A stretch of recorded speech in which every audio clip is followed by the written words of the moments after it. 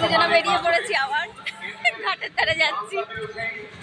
আমাদের এই দাদা নিয়ে যাচ্ছে এখন টোটো করে, খালি টোটো নিয়ে যাচ্ছিল, আমাদের টোটোতে তুলে নিয়েছে।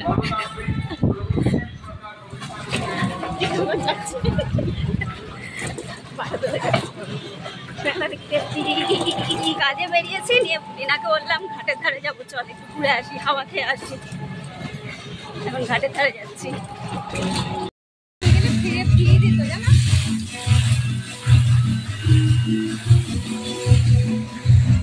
দোকানে নিয়ে গেল না, ফেরত দিয়ে দিত।